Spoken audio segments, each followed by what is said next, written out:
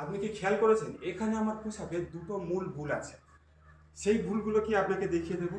আর সেই সাথে আজকে আপনাদেরকে বলবো যে পুশ আপ দেওয়ার সময় কোন কোন বিষয়গুলো বিশেষভাবে খেয়াল রাখতে হয়।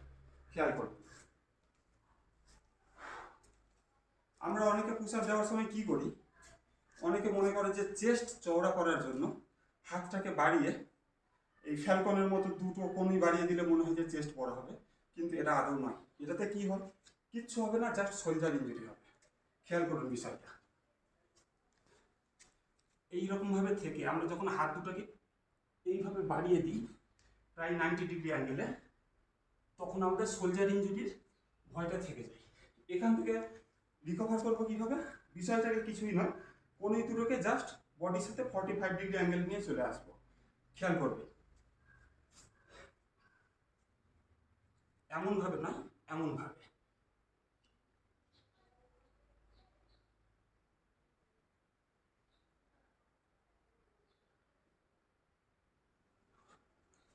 বুঝতে পেরেছেন? দ্বিতীয় ভুলটাকে খেয়াল করুন, আমরা কি করি পুশ আপ দেওয়ার সময় আপার বডিটাকে ওঠানো নামানো করার চেষ্টা করি, কিন্তু আপার বডি নয়, আমাদের চেষ্টা করতে হবে পুরো বডিটাকে কিভাবে ওঠানো নামানো করা যায়। সেটার জন্য কি করা হয়, হাতটাকে সামনের দিকে না রেখে বডিটাকে হাতের সাথে আমরা একটু এগিয়ে দেব, দিয়ে বডি ওয়েটটা যতটা পারা যায়, মানে বডি ওয়েটের লিভারটা যতটা পারা যায় শরীরের মাঝ বরাবর আনার চেষ্টা করব, এমনি করে। এই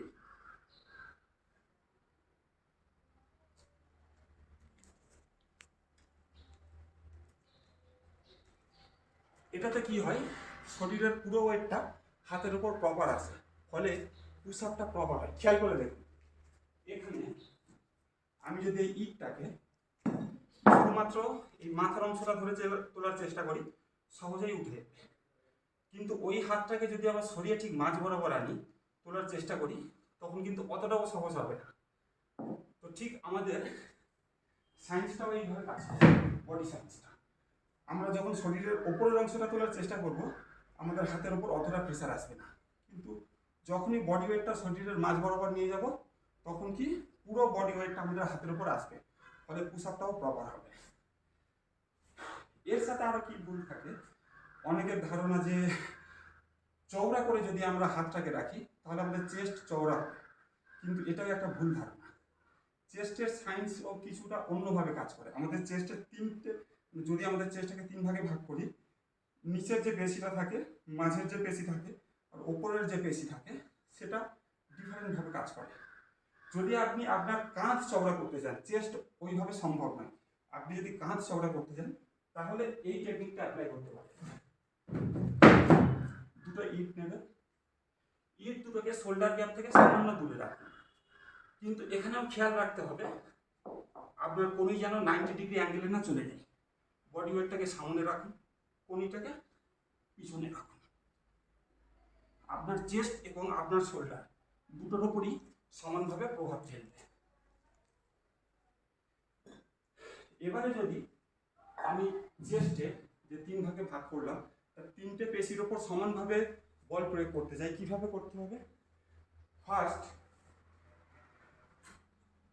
কোনো একটা উঁচু জায়গা নিয়ে নেবেন, এইরকম উঁচু জায়গা, যেটার উপর আপনি হাত রাখবেন, আপনার বডিটা থাকবে উপরের অংশে, পাটা থাকবে নিচের অংশে। এখন আপনি যদি পুশ আপ দেন, সেই একইভাবে বডি ওয়েটটা সামনে দিয়ে, এমন নয় যে এইরকম ভাবে বডি ওয়েটটাকে সামনে দিয়ে প্রপার পুশ আপ দেন। এটাতে আমাদের যে লোয়ার চেস্ট থাকে সেটার উপর এফেক্ট করবে, এবং একইভাবে আমরা যদি প্যারালাল কোনো জায়গার উপর এভাবে পুশ আপ দিই,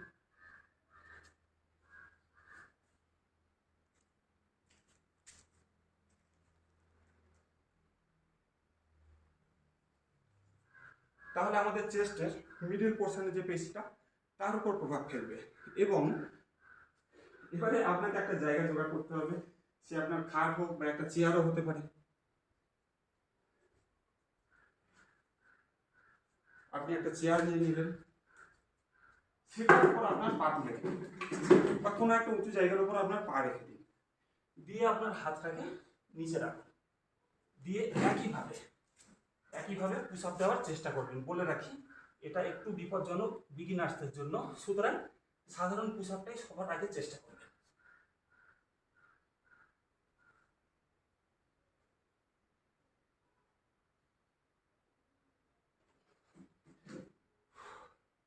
এই হলো আমাদের পুশ আপের কিছু ভুলভ্রান্তি এবং তাকে শোধরানোর টেকনিক। আশা করি আপনাদের ভালো লাগলো। নমস্কার, সবাই ভালো থাকবেন। আরও একটা বিষয় আপনাদেরকে জানাতে ভুলে গিয়েছি, খেয়াল করবেন। আমরা কি করি, যখন পুশ আপ দিই, শরীরের যখন বডি ওয়েটটা ছাড়ছি তখন কি করি, সম্পূর্ণ গ্র্যাভিটির ওপর ছেড়ে দিই। মানে বিষয়টা এই রকম হয়, শরীরটাকে জাস্ট এইরকম ছেড়ে দিলাম, দিয়ে শক্তি দিয়ে ওঠার চেষ্টা করি, কিন্তু বডি ওয়েটটাকে এইভাবে ছেড়ে দেবেন না।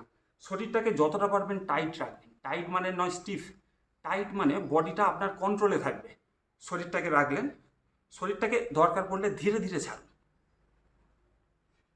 যাতে পুরো বডি ওয়েটটা আপনার হাত নিতে পারে। তারপরে চাপ দিয়ে স্বাভাবিকভাবে ওঠার চেষ্টা করুন।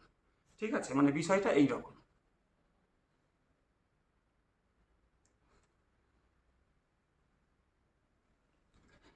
শরীরটাকে জাস্ট ছেড়ে দেবেন না, গ্র্যাভিটির ওপর ছেড়ে দেবেন না, তাহলে পুশ আপটা আরও প্রপার হবে।